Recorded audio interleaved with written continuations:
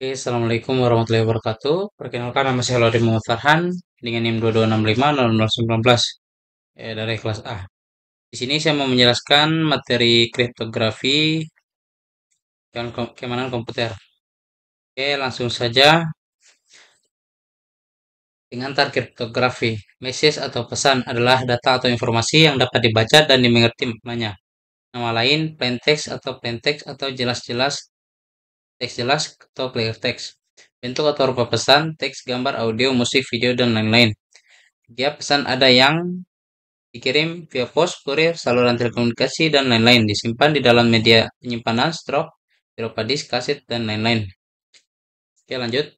Terminologi. Pertama, pengirim atau sender pihak yang mengirim pesan, penerima atau receiver pihak yang menerima pesan, pengirim dan penerima bisa berupa orang, komputer, mesin, dan lain-lain. Pengirim ingin pesan yang dikirim secara aman, di mana pihak lain tidak dapat membaca atau memanipulasi pesan. Contoh pengirim alis penerima Bob. Gambar seperti di bawah. Lanjut. Crypttext atau chiptext. Pesan yang telah disandikan sehingga tidak bermakna lagi.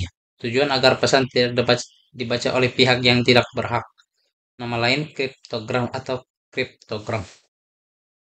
Crypttext harus dapat dikembalikan menjadi plain text semula. Gambar seperti di bawah.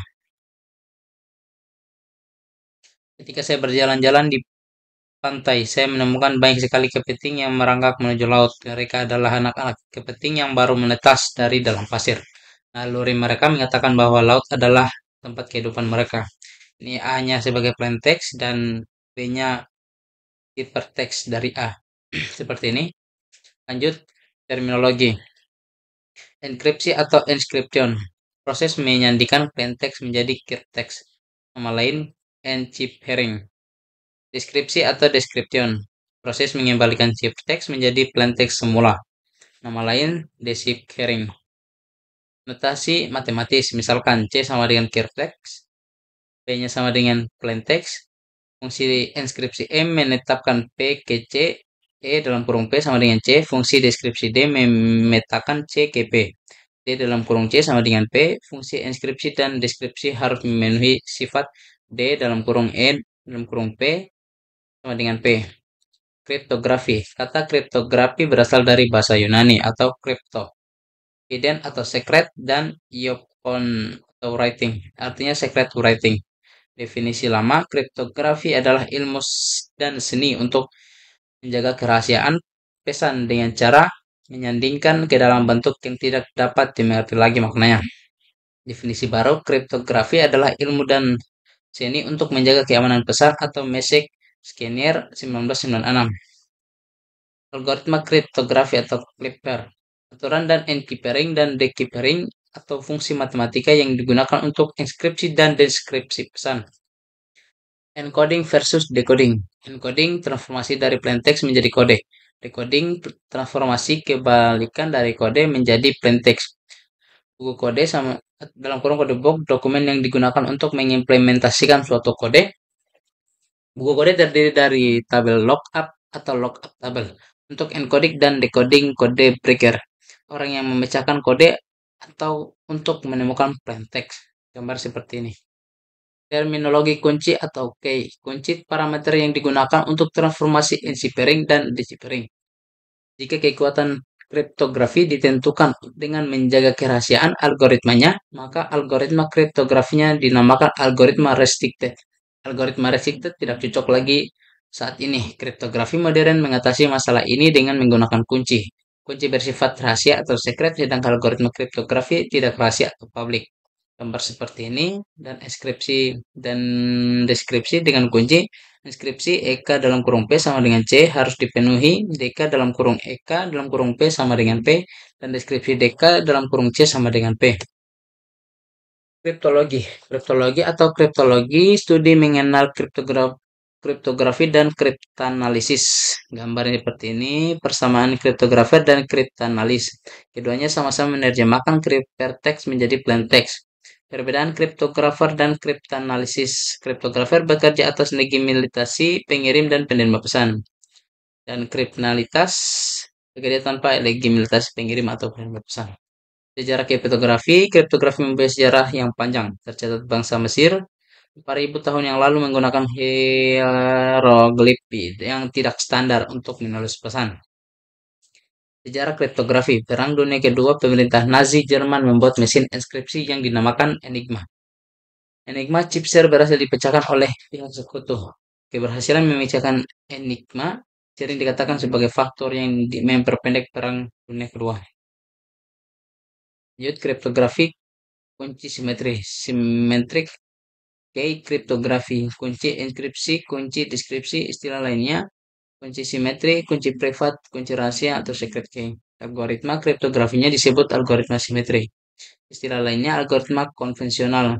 Gambar seperti ini contoh algoritma simetri DES, data scription standar, Legendre, Bluestitch, Idea, Ghost, Serpent, RC2, RC4, RC5, dan lain sebagainya. Kriptografi kunci asimetri, asymmetric key kriptografi, kunci ekskripsi, kunci deskripsi. Nama lain kriptografi kunci publik karena kunci ekskripsi bersifat publik atau public key, sedangkan kunci deskripsi bersifat rahasia atau secret key atau private key. Gambar seperti ini. Oke, simetrik versus asimetrik. Gambarnya seperti ini. Simetrik key allogram, gambarnya seperti ini.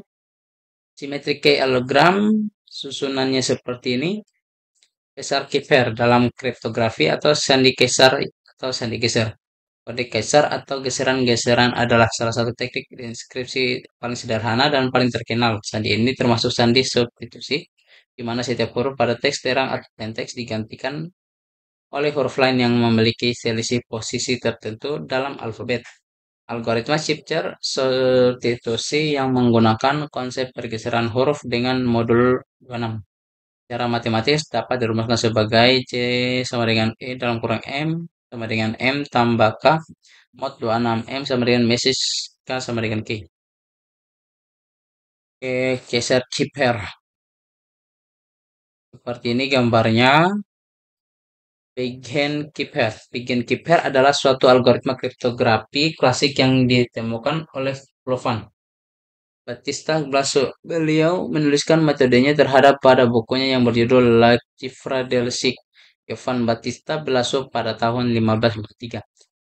Nama Wigner terdiri diambil dari seorang yang bernama Blaise de Wigner. Nama Wigner diambil sebagai nama algoritma ini sebagai beliau menemukan kunci yang lebih kuat lagi untuk algoritma ini dengan metode AutoKeeper meskipun algoritma dasarnya telah ditemukan lebih dahulu oleh Jovan Battista Belaso. Teknik ini menggunakan tabel bujur singkat yang berisi kombinasi dari plain text pada kolom serta kunci pada baris. Kombinasi keduanya akan menghasilkan keeper pada baris dan kolom. Oke, mungkin itu saja yang bisa saya jelaskan. Lebih dan kurangnya mohon dimaafkan. Wassalamualaikum warahmatullahi wabarakatuh.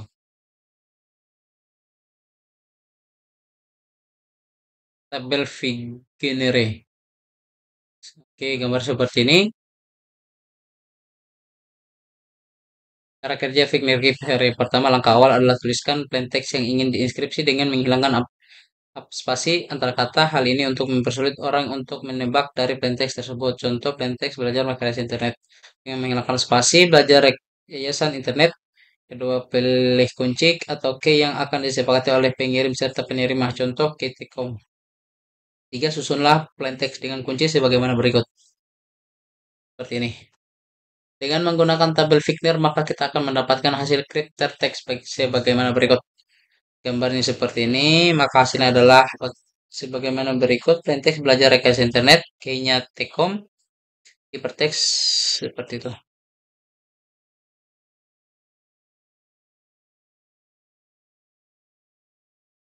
Oke, contoh aplikasi simulasi Fitness Keeper menggunakan Visual Basic seperti ini.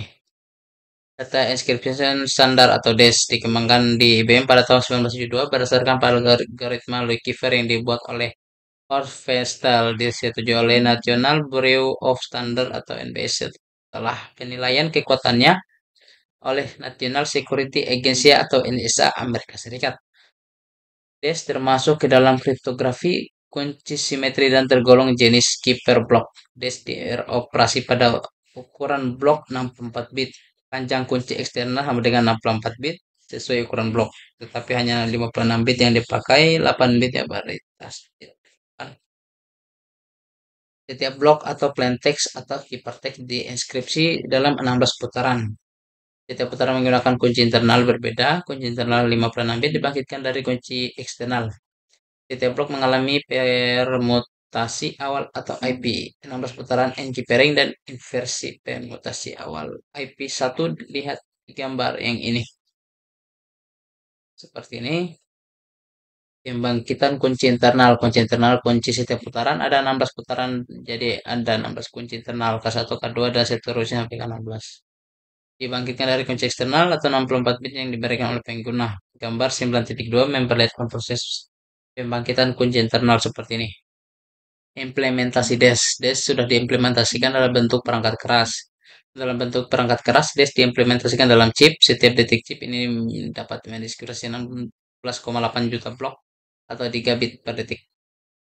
Implementasi DES ke dalam perangkat lunak dapat melakukan enkripsi 32.000 blok per detik pada komputer in mainframe IBM 3090.